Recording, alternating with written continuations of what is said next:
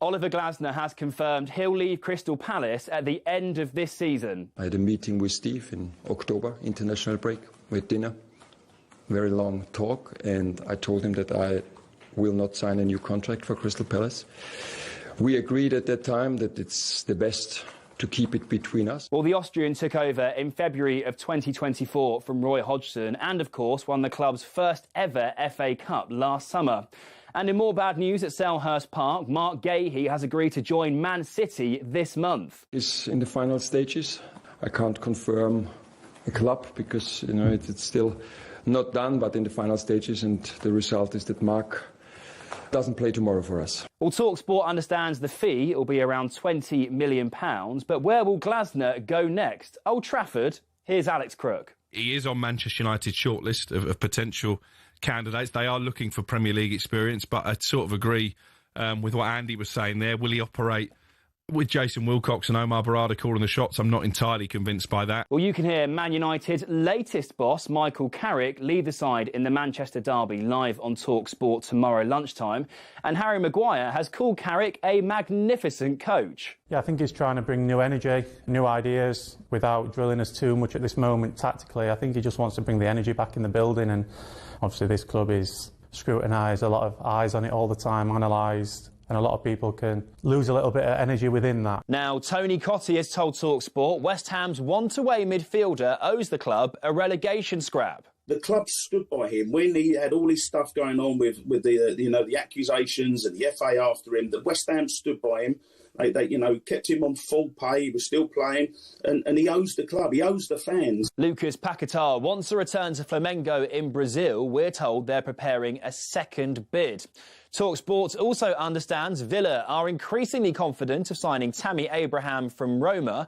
It's after Daniel Marlon went the other way. And Ruud van Nistelrooy is joining the Netherlands coaching staff. He'll be Ronald Koeman's assistant.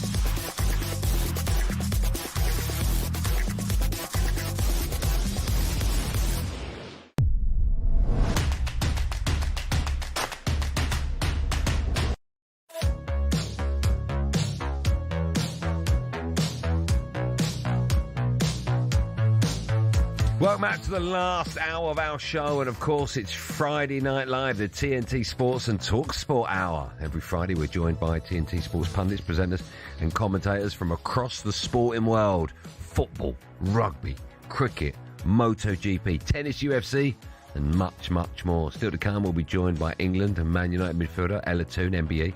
But now we're delighted to be joined in the studio by our friend, former England rugby superstar, TNT Sports pundit, an all-round ladies' man.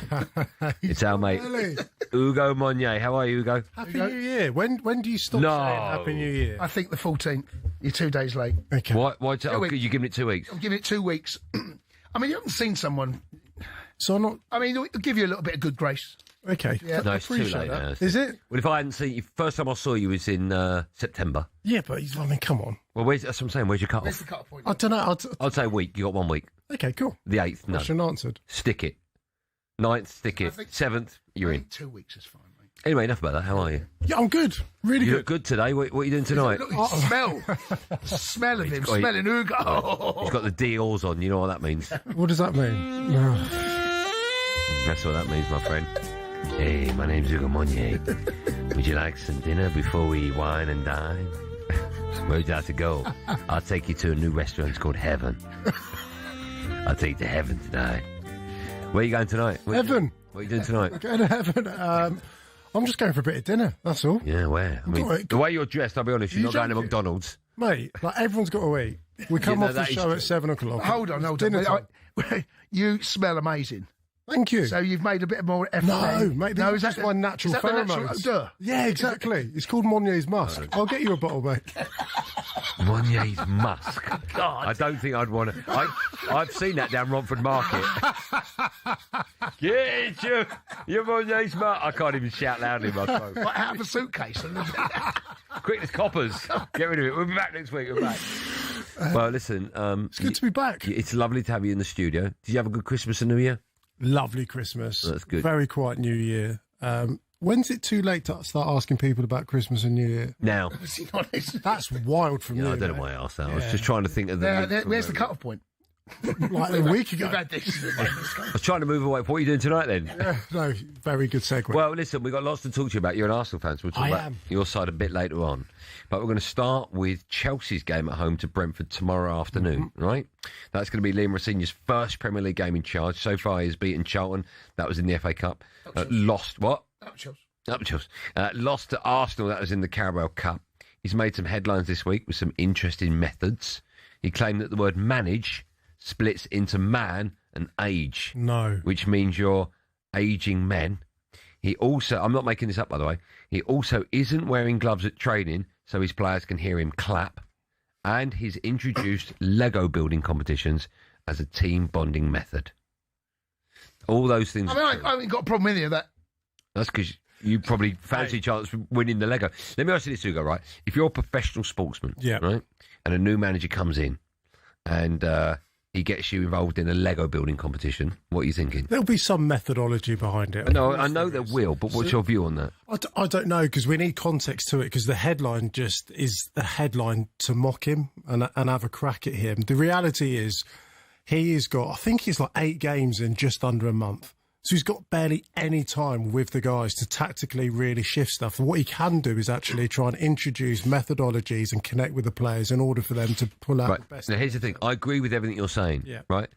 But the reason we know he takes his gloves off so they can hear him clap is because we've been told this by him. If that's your methodology, fine. Don't tell us you're doing stuff like that. Because it just... I've been asked. Wait, I just saw you take your gloves off. Yeah, why did you take them off? I was hot. Do you know what I mean? What I'm saying is, he knows how the media works. Yeah, of course. Right? And sadly, we live in an era where they'll try and look for something negative What, like to you? beat you with. You're part of the problem. Mine's tongue in cheek, right? I don't write the back pages of newspapers. And if they lose at home to Brentford tomorrow, there'll be some kind of headline made out of Lego bricks. Do you know what I mean? Of course there will be. I 100% guarantee at some point when Chelsea score a goal, and I think Chelsea win tomorrow, right?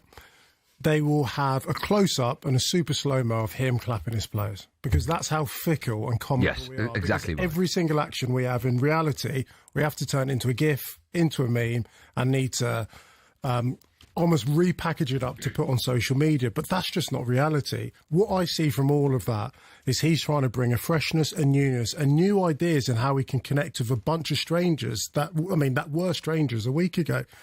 If it lands, fantastic, but I'm not going to knock the guy at this moment, because what I did really like, and the most important thing, is what he does coaching. I'm an Arsenal fan that played Chelsea at the weekend. Mate, his in-game substitution's pretty decent, wasn't it? Fella comes on, scores 100%. Scores 2 goals. Without doubt. I'm not going to hyper-focus on whether he wants to wear gloves or he wants to play Lego. He's going to be judged more so on what he does tomorrow as a coach. Absolutely. It's all about results. And I actually remember, and you'll remember this, Arteta went through something kind of similar when he went to Anfield. I seem to remember there was that documentary and he had... Speakers. It's the speakers around the bits, right? And it was a little bit of Hold on. He's done Win the Dog. Win the Dog. He had the pickpocket fella at the Christmas party. Yes, he did, yeah. So he's a little bit... But you don't hear any of that now. Why? Because top of the table. Yeah, exactly. In the same way. Mate, do you know how we got hammered when he brought in North London Forever? Yeah. Was it him that done that? Yeah. Was it? Yeah. Oh, I didn't know that. So we brought that in, and that's become What do our you mean, own. elaborate? What do you mean he brought that in? North London Forever. All of that. Like, we felt like we needed something, because you look at some of the most historical clubs, they have wonderful anthems to supercharge their fans, unite them, and that should be the atmosphere which not just the home team comes out to, but the away team. All of that, it gets mocked, but every idea gets mocked. It's like way back when Arsene Wenger was talking about ice baths, and people were like, what's an ice bath? What's he doing all this about? But we're in the industry of elite sport and marginal gains, and if it makes a difference to 1% and 1% across everyone on the pitch, then why would you not do it? I agree with you entirely. But the counter argument is it might be minus 1% because you don't believe in it. Could be. You know, for argument's sake, Glenn Hoddle. I'm not comparing to Glenn Hoddle. Had Eileen, what was her name? Drury? Eileen Drury, right? Are you aware of this? Yeah. Okay, who used to do the faith healing, right? Now, if you're a player, and Ray Parder famously tells the story that he went in and asked for short back and sides, and that was one of the last times he played for England under Glenn Hoddle. If you're a player and you don't believe in it, it can have a huge negative effect, right? But yes, 100%. But what I can't do is, I mean, the fella's barely been here 2 weeks, is knock him for trying to do something new. Hey, if it doesn't work out over the next week or so, or the next month or so, then fair enough, he'll pivot and adjust and he'll change. But I like the fact that he's trying to make his team his own team, and it's not his team. But don't you think, and it's not him I'm picking on, it's all managers that come out and say stuff and do stuff very early on in their tenure, and I watch their press conferences, and I'm like, just keep your mouth shut. Just say the normal things, right? Can I just say what like Potter did? Right, and he got... What did Graham Potter do? Well, he done exactly what you're saying, and Potter became, again, a bit of a figure of fun because he had no personality, couldn't deal with the press. Now you've got someone coming in, actually, he's a little bit ballsy, he's confident, he's got his new ideas. I mean, compared to Potter and him, and I know it's all about results, as we've kind of highlighted. Yeah. But Graham Potter got absolutely slaughtered for how lack of personality in the press conferences, both before and after matches. And Liam's would appear to me he's approaching it in a... he's got a bit of swagger about it. But there are some managers, a prime example, Eddie Howe, right? Yeah. Okay. He doesn't really give anything, right? But he sometimes doesn't get the best results, doesn't have the best season in the Premier League. But because we don't really hear anything about his methodology, it's sort of, okay, everyone has a similar opinion of Eddie Howe, right? 100%, but going back to your earlier point, it's all seen through the lens of results. Yes, it's a results industry. All industry. Seen through and last year, I always win something in my second season. Why is he saying we are what we are, or whatever his thing is. Here we are, mate. Exactly. I think we are what we are is better. Maybe that's yours. That's the stick he got beaten with because he offered something up. But I don't think in this day where we're so intrusive and we want so much, we want to extract absolutely everything and then analyse absolutely everything, you can't win. Because if a coach doesn't say anything, we say they're boring. And come on, mate, you should be the mouthpiece of the club and your fan base, all the rest of it. If they give us stuff, we're like, why is he saying that? If they try something new, we're like, mate, just win a football match. It doesn't matter which way you slice it and dice it. Very few managers today get any sense of grace. If you're passionate and maybe slightly overzealous, mate, he needs to control his... Everything, we look to analyse and dispute every single point apart of any personality that's ever put in front of us. Okay, nicely said. Just rounding things off on that. It's a huge game for him. It's massive. What will the score be? How do you see it going? He'll win, and I'm going to say they'll win 3-1. It made the level of energy and focus, because he had a trial run against Charlton and got to mix and match things. He didn't have his full deployment of squad against Arsenal. I'm glad with the in-game changes. Mate, this is me as an Arsenal fan. I want him to go really well. I haven't said that about a Chelsea manager in a long time. I hope he goes really well tomorrow. What about in a couple of weeks at your place? Mate, we've not lost a game. No, just asked, do you still want him to do well? Mate, do you know, I want him to do well, but... 3-1 Chelsea, you taking that? He'd do well then. No. Funny that, isn't it? Yeah, just don't embarrass yourself. We'll talk about your team when we come back. Arsenal their way at Nottingham Forest. That game is live on TNT Sports this weekend. That's where we go right after this. The three of us will be joined by Martin Keown. In English, manage, if you split the two words, it's man, age. You're aging men.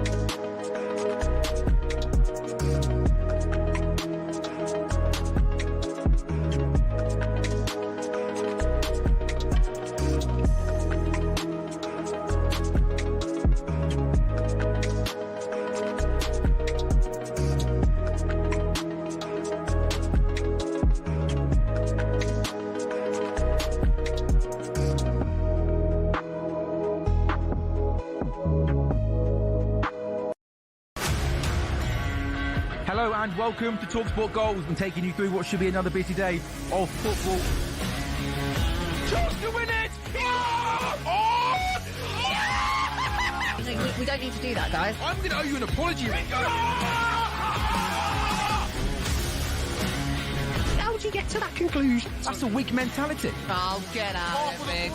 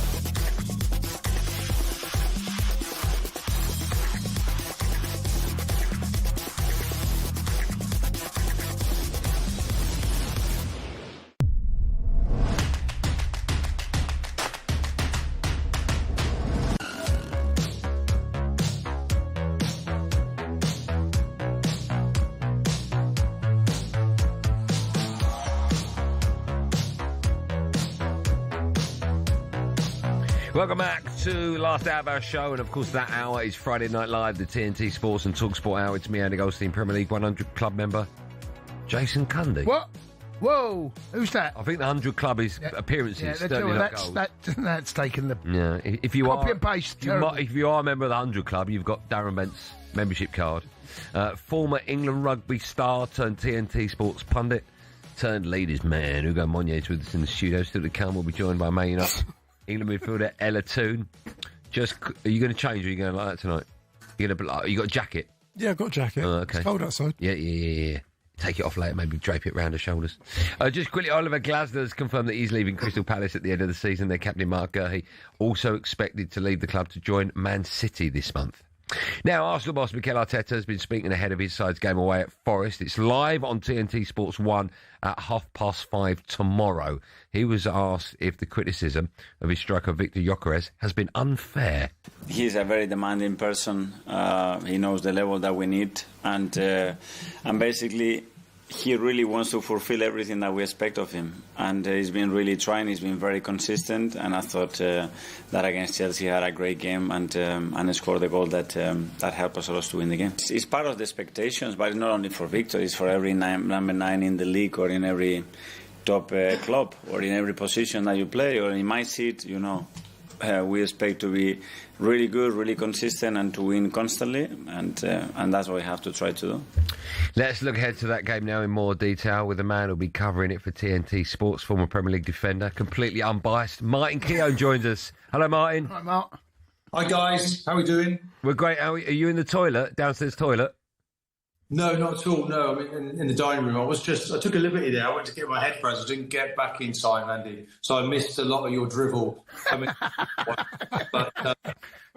Ugo, I hope you got those earplugs slightly removed from your ears so you can go and listen to Andy for all of the evening. Agreed. Wherever you're going for a meal, I hope you enjoy it. Cheers, mate. I've booked in for my ears to get a syringe at the end of this, so I'll be fine. Nice one. Martin, lucky for you. Jason, lovely to see you, Jason. Mate, he's coming out swinging. He's catching strays there. Martin, lucky for you, you can download the talkSPORT app and you can listen again for free. Okay, mate. I'll listen again. All right. Sadly, at your age, you won't remember any of it. Right, listen, let's talk about Victor Gyökeres. What do you make of him? He was getting criticised. 8 goals for Arsenal this season, but he has had a little bit of stick. There was that moment during the week, actually, where he looked a bit annoyed at the lack of opportunities he was getting from other players in and around the box, until finally, of course, he did what all strikers or good strikers do, and that is jump onto a chance when a goalkeeper makes a mistake. Are you a big fan of his, and do you think Arsenal are playing to his strengths, Martin? Yeah, well, do you look, obviously he's not had the number of goals that Arsenal fans would have expected, but I can see Chelsea game is certainly probably the best game he's had in an Arsenal shirt. He's trying to make those channel runs. You can see the frustration, and he grabbed the goal that he's so been looking out for, and hasn't really come his way. So I don't see a major problem. I would like to see a slightly better starting position when, he's trying to gain an advantage into the channel, and it always seems he's a little bit second favourite. So I think when Arsenal are building up before they deliver, I'd like to see him in the channel more, and then he's not running into his opponent, because he's not blessed with pace, but he's a strong man. He's a bit of a bull in those situations. So, just that change of movement might make him be more of a favourite with the ball played in the channel. Martin, now that Kai Havertz has come back, you've got Mourinho there as well, and Gyökeres. I just wonder, Jesus has come back from injury. All things considered and everyone fully fit, who do you think Arteta chooses? Goodness. I think Havertz is a tremendous talent. And maybe sometimes you appreciate a player a little bit more when he's not actually there in position, because he kind of floats into that centre-forward position. Like, he's got helicopter vision of the game. And when he came onto the pitch against Portsmouth, it was very evident that he's got lovely silky touches, great vision. He's good in the air, and he can score goals. So I think maybe in the end, Havertz gets there, but he's got some work to do. Gyökeres now, we'll see that coming. That competition for places, Jason, we were aware of that as ourselves as players. You just up the tempo a little bit. Gyökeres now needs a good moment to keep Havertz out of the team. Those 4 players, Martin, Moreno, Kai Havertz, Gyökeres and Jesus, can you put them in order for me, 1 to 4? Jesus, you always want something, don't you, Andy? So Jesus, go on, Jesus, what? No, I'm not going to do that. Why? What are you scared of? Well, I'm not scared of anything. I mean, possession is 9/10 of the law. Gyökeres is the player playing right now. It's up to everybody. If he does well, no one else gets in. Go on, put mine to 4. Go on, Martin. I have a sneaking suspicion that Havertz will be the number one striker. Jesus is another one who can contribute. So that's not a problem for the manager. You know, like Arsenal are still 6 points clear, and we're talking not about their midfield and how good they are, because obviously you don't want to talk about that, Andy. You want to talk about what might be a slight negative in Gyökeres, who hasn't really done it completely. You want to talk about that as a negative. Now, it's not much of a problem for Arsenal. They're 6 points clear. They've just got to keep winning. But obviously this weekend, Sean, you don't want to talk about this weekend, it's Sean Dyche, who we have to respect, and we'll be looking to get something over on Arsenal. But I think he's lost 5 of the last 6 matches. Went out of the FA Cup last week, beat West Ham last time out. So that is, I think that makes for a tough game for Arsenal tomorrow. They're not really worried on the inside who's going to be the striker, as long as that whoever plays produces on the day. 100%. We will focus on the game. It's live on TNT Sports 5:30 tomorrow.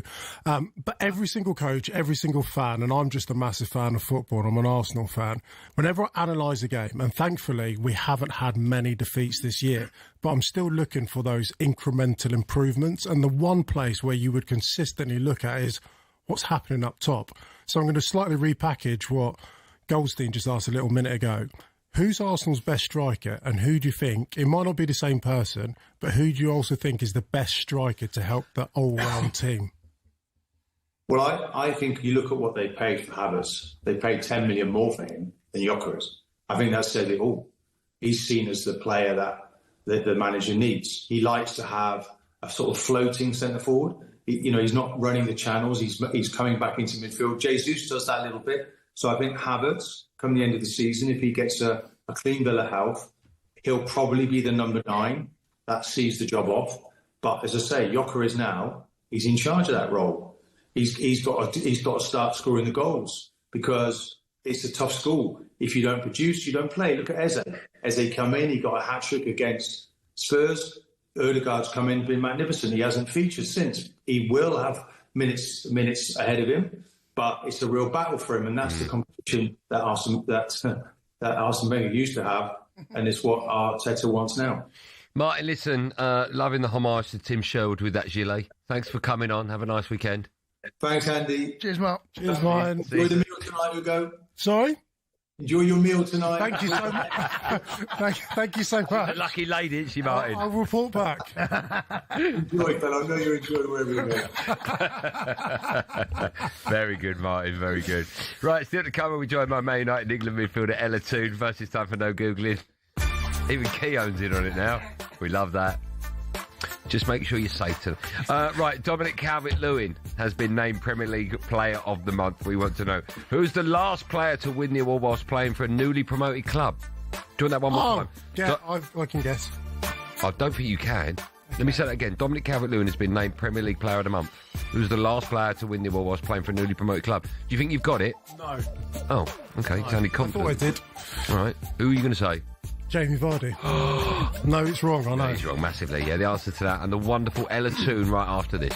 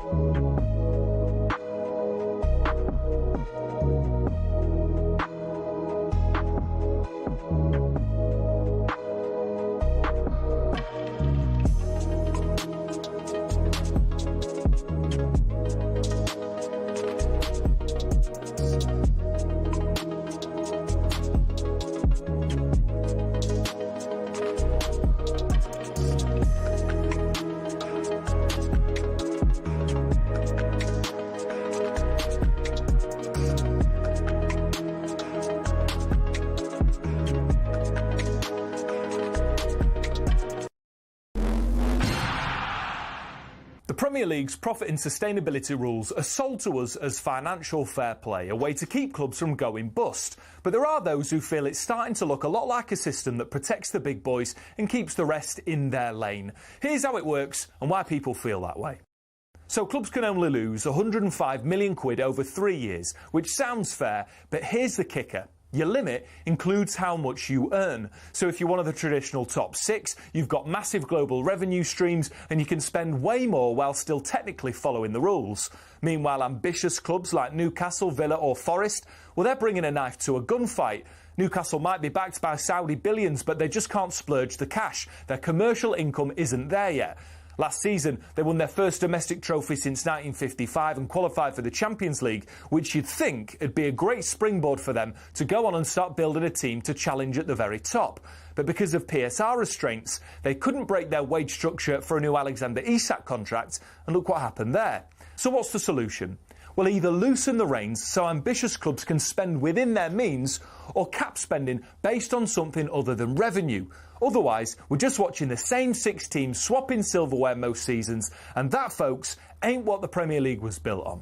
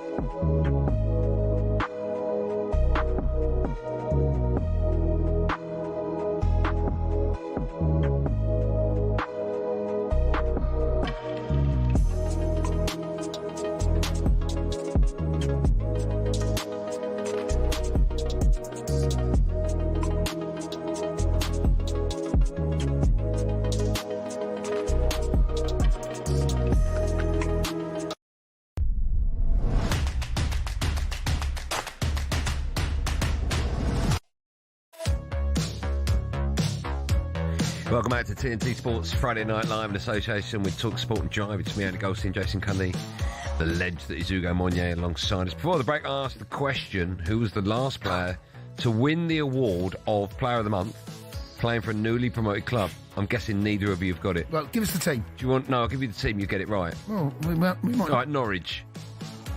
Oh. It's what you do when you've had too much to drink at 3 o'clock in the morning. Have a kebab. After that. When you go home. Sleep. No, in front, over the toilet. Sick. Yeah, another word for that. Vomit. Another word for that. Puke. There you go. Timo Pukki. Yeah. The striker. What year was that? Go on, this will make you feel old. What year was that? I mean, it feels like yesterday, didn't he right? come up twice, didn't he? Yeah. With them. I'm going to go... 11. No, it wasn't that far. A bit late than that. Go on, quickly. 15. 19. That's a long time, it's 7 years. 7 years. It's a lot of dinner dates. Right, follow us at 7. Adi Oladipo hosts Football. It's Friday tonight. He's got Roy Jennings alongside him. But now, a brand new women's football content series is coming to TNT Sports. Ella Toon's Away Days will feature Toon in conversation with current Women's FA Cup players, exploring their passions, creative pursuits and ambitions beyond the pitch. The first episode features her England teammate, Alessia Russo, and airs tomorrow at 10:45am on TNT Sports 1, ahead of Sunderland Women v London City Lionesses live in the Women's FA Cup. Let's get a little taste. Got some wonderful scallops to make. Nice. You made this look so easy. Got a bit queasy. It's like our celeb trial. Now we need to face... Yeah, I've done this before. Smells well nice. Oh, the oil just spat at me. I'm absolutely sweating. I don't know if it's the pressure or it's the barbecue. Take your seats, judges. And the winner of the starter is... Ella! Yeah! That felt better than scoring a goal. We know that's impossible. Let's find out more from the star of the show herself, former Man United and England midfielder Ella Toon Ella Toon MBE joins us. Sorry, Ella, how are you? Hello. Yeah, I'm good, thanks. You? I can't believe I left the MBE off. It annoys me when people do that with my name. How are you? Yeah, I'm good, thank you. Thanks so much for coming on. Listen, we just saw a flavour of it there, excuse the pun. How enjoyable was it to make this series about your life away from football? Yeah, it's good. I mean, it's always nice to spend time with the lads here anyway. So, yeah, we enjoyed it, learnt how to cook. And, yeah, it's nice for other people to see us away from the pitch. Who was the best and worst cooks in the England camp? Ooh. Oh, that's a good question. I'm definitely up there for the worst. Oh. But Grace Clinton's a really good cook. All right. Why? What have they cooked that makes you think they're great? Well, she puts it all over her Instagram of her cooking, like Oh, I see. wagyu, pasta and all that stuff. But I can just about do beans on toast, so... Right, Ella, let's have a look at the Women's FA Cup fourth round live, of course, on TNT Sports this week. And Man United host Burnley on Sunday. You're out injured at the moment, but how important is the FA Cup? Yeah, really important. We've been in the final now 3 years on the bounce, so it's a big competition for us. We want to go to Wembley again and obviously win it this time. But yeah, it all starts with beating Burnley, but I know the girls are in a good place and hopefully it's a good game. Certainly should be. We know you're a remarkable player, playing some wonderful football at the minute. Last year was a year to remember for yourself, and everyone knows you through football, but you do so much in that media space as well. How important is it for you to really showcase yourself, your personality to the people that follow you? Yeah, it's really important. The game's growing so much now. It's nice to show the fans what we're like away from the pitch and how important it is to use our platform to, do good things for women's football. I mean, I've used mine to set up my own academy now, ET7, and get girls playing football and enjoying themselves. So, yeah, I think it's really important to get your personality out there and use social media in the best way you can. We need to talk to you about being awarded an MBE. Tell us how it came about. How did you find out? I know Kira Walsh, Alex Greenwood, Georgia Stanway also joined you with the MBE. How special is it to be recognised alongside Georgia, of course, you grew up with? Yeah, it's really nice. It's just it's still a pinch me moment to be known as Ella to an MBE. But yeah, it's amazing. I think for what we've done for women's football over the past few years, it's nice to be recognised, and especially to go with someone who I've grown up with and played football with for a long time, but also with Kira and Alex as well, who do so much for the game. So, yeah, it's going to be a special day. Where is the MBE? Do you wear it? I don't have a clue, really. I don't know what's going on. Oh, you've not been given it yet? No, we've not been told when we're going picking it up yet. Oh, no, it's not a prank. It's definitely real, yeah? I hope so. Imagine that. What a great prank that would be. Are you going to get your credit cards changed and all that with MBE written on it? Well, my mum's already been on at me telling me I need to change my Instagram to Ella to an MBE, but maybe not yet. Maybe when I actually get it. What about when you book a table in a restaurant? I can't. Do you know how to roll that out? You've got to do that. It should be on your voicemail. Yeah. Myself too. I call myself Lord or Sir sometimes. Honestly, it gets me at any table in Burger King. It's amazing. Do you know, thinking of the year you've had, right? United qualified for the Champions League proper. That was for the first time. You won the Euros for the second time. You got engaged to your partner. And, of course, that MBE. I imagine, even though we're early January, 2026 is going to be awful for you, isn't it? I know, yeah. I don't know how I can live up to that year. Yeah, everything happened. It was an amazing year for me, football and off the pitch as well. But, yeah, hopefully 2026 is even bigger and better. How do you goal set off the back of a year like you just had? Just reset the clock and go, right, this is exactly what I want to get about this year. I think for me, I'm always focused on goals and assists, and I know I probably shouldn't be, and I should be focusing on consistency and playing well for my team, but I always set myself them goals to help the team win games. But yeah, I mean, off the back of last year, it was a special summer, winning the Euros again. So this time round, I just want to make sure that I'm, playing my best football, enjoying my football, and yeah, just keep going. Before we let you go, just a quick word on your ET7 Academy. You've actually recently had a player sign for United. Tell us a bit about that. Yeah, we've had a few girls now going to different academies and different ETCs. But yeah, I've set up ET7 Academy. We've got 2 venues now, 140 girls in it. And yeah, I just want girls to start football, enjoy it, and hopefully there can be another girl from where I'm from, make it into, Manchester United women's team or wherever they want to be and achieve their dreams. Ella Toon, MBE, thank you so much for coming on. Congratulations. And we'll speak to you in a bit. Thank you. Thank you, bye. Thanks, Ella. A reminder that the Women's FA Cup 4th round is live across TNT Sports this weekend, and the first episode of Ella Toon's Away Days is on TNT Sports 1 at 10:45 tomorrow morning. Just a quick word about Manchester United. It's a big game tomorrow, of course, the Manchester Derby, live on talkSPORT as well. We were talking earlier on, obviously, Michael Carrick's first new game back. I know he's been in the dugout before. Jason questioned whether or not he had, not necessarily a free hit, but United aren't really, even though they're at home, aren't really expected to get anything out of this one, right? They're not. I'm not sure if you ever get a free hit as a Man United manager. I'm not quite sure what the level of expectation is, because Amorim, whilst he faltered for quite a long period and he was quite belligerent in the things that he wanted to achieve, didn't quite get there. You've now brought someone in, and if you listen, I sent you a clip on social media. There's some people who are like, amazing. We've got some of our DNA back. We've got someone who's been there and done it, and he's had glowing reports from the last time he was in there. Then there's another side of people like, if Michael Carrick wasn't a Man United footballer, he would never have this job. So he's got to hit the ground running. I think he needs to show a level of performance up against a Man City side that look, well, I mean, they're not quite in fifth gear, but they're flying at the moment, aren't they? They are. But they've had a few results where you question whether or not they've got what it takes to overtake Arsenal and win this season's Premier League. They have had 2 additions, or 1.5. It looks like Mark Gurhey will be confirmed in the next 24 hours. But they've also had Semenyo to come in as well, who I think is a phenomenal player and adds so much to that team. Do you think they're going to... You're an Arsenal fan. How worried are you about their late charge? I remember coming on this, I think, first week of the season, I said, I don't like the lack of conversation around Man City, because it was all about Liverpool spend and Arsenal, this has to be our time.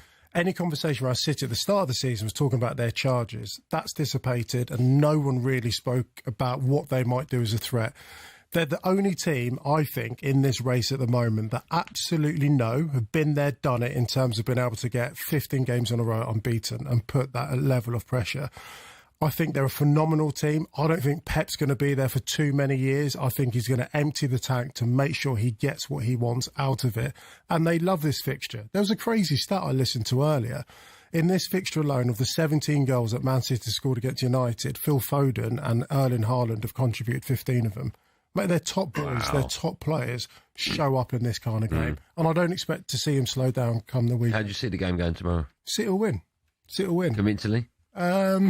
If they score early, they're a relentless team. They're so professionally relentless. I can see them pulling away. Yeah, I do fear for that. Jay, how do you see it going? 3-0. You said that earlier, didn't you? You don't think United will score at home?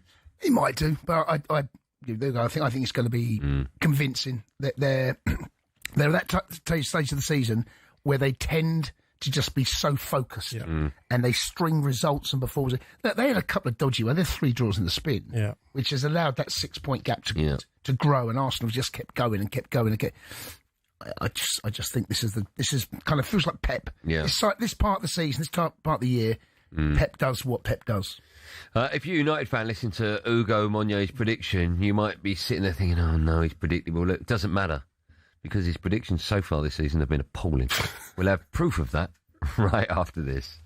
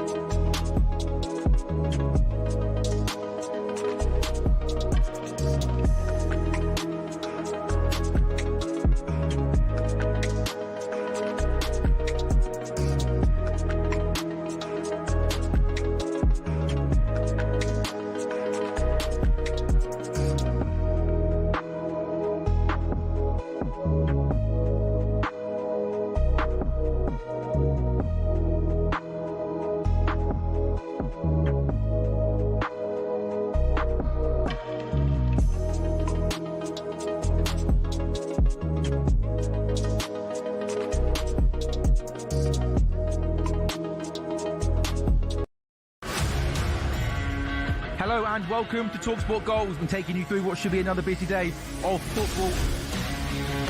Chance to win it! We don't need to do that, guys. I'm going to owe you an apology. How do you get to that conclusion? That's a weak mentality. Oh, get out of it.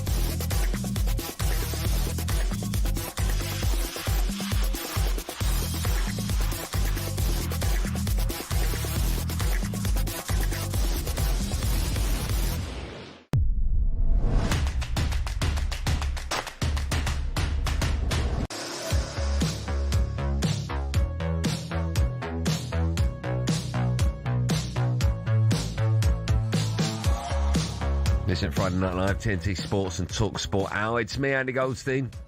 It says here Premier League 100 club member Jason Kane. I mean, that's not you. They've just copied and pasted. How many goals did you get in the Premier League? Just the one. No, it won't. It was that one. It was the one for the. What, the Pellet at Portman Road? Mate, yeah. I don't believe you. It's true. You only scored one goal in the Premier League. Yeah.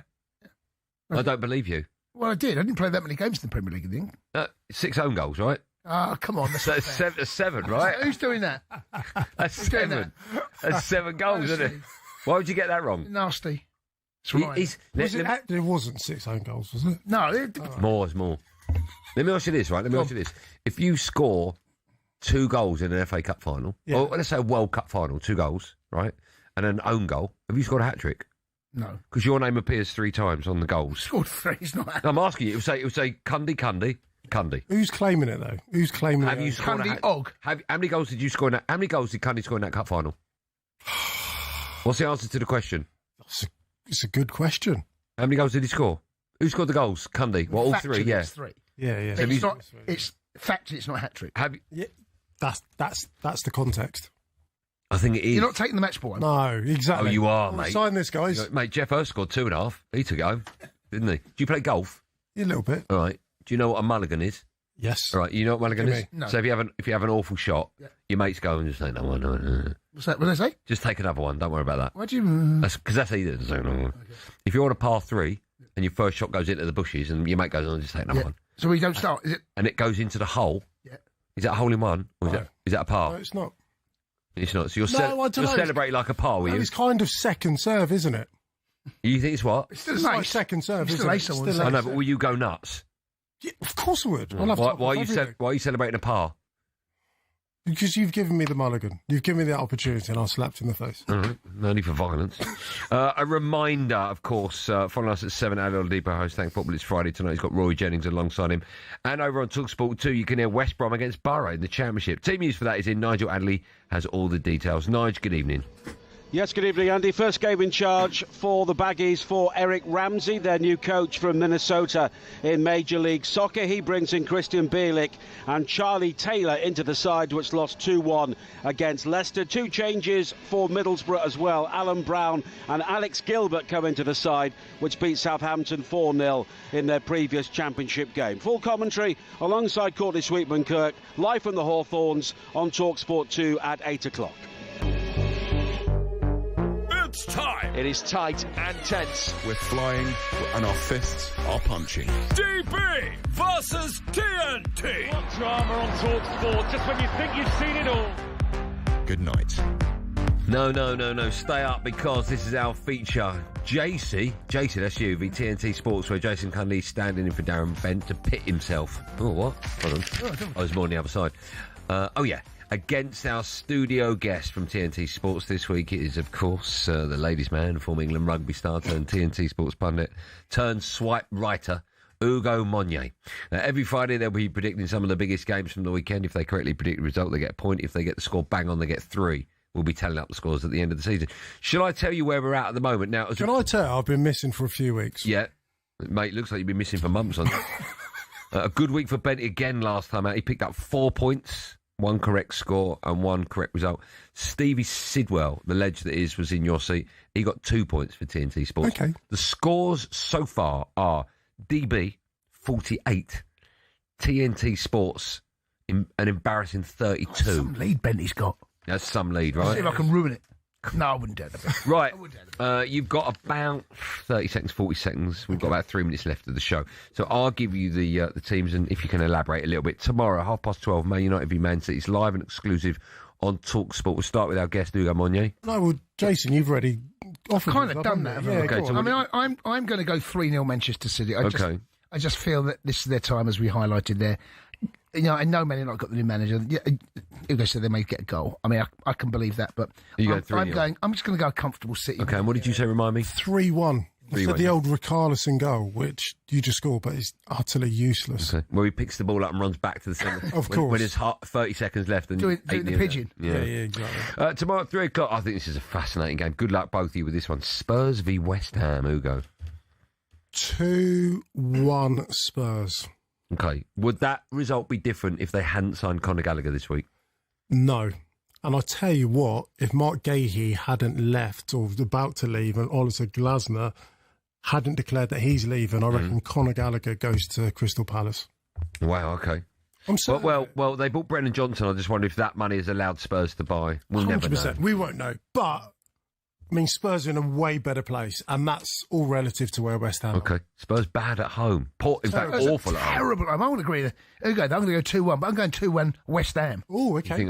I'm flipping that around. Thank you. Yeah, Ben will be happy with that. We'll close that lead. Last one, we're going to talk about your side, Ugo. 5:30 tomorrow. Sees Nottingham Forest take on Arsenal. It's live on TNT Sports. Okay, we're flying at the minute. No loss in 5. We've won 4, drawn 1. Forest. Can I ask? Do you think a freak defeat? No. He's on the card soon. Absolutely you don't? not. Okay. The only win that Forest have had in the last 5 is against West Ham. And that was that last week, and they were far from convincing. I'm hoping, actually, I want to go back to a little bit the old Arsenal. I'd love to see us 3-0. We've got kind of a little bit sloppy in just conceding goals in games where we've looked comfortable for the large part of it. Tomorrow, I want to see us professional. 3-0. Okay. I agree with all that, but I'm going to go even bigger. I'm going to go 4-1. I still think Arsenal are vulnerable. I think there is going to be a goal in this for Forest, but I just see Arsenal too strong, way too strong. And I mean, when you've gone big on same difference, 3-0, 4-1, exactly. Yeah, but 4 goals scored. Oh right, okay. Yeah, but I think they're more likely to be 3-0 because they've got such a great defence. Oh, look at we have been sloppy, mate. How have we conceded 2 against Chelsea? They've been a little bit off it defensively, but going forward, I just 4-1 Arsenal. Okay, there you go. That's all we've got time for. Perfect timing. Ugo, you're off to your hot date tonight. I'm going for dinner, gents. Yeah. Listen, you don't have to convince me and him. No, I know what's going on. The lucky Mrs. Monye. I'm in the Monye. Oh, no, that sounds completely wrong. What? Okay,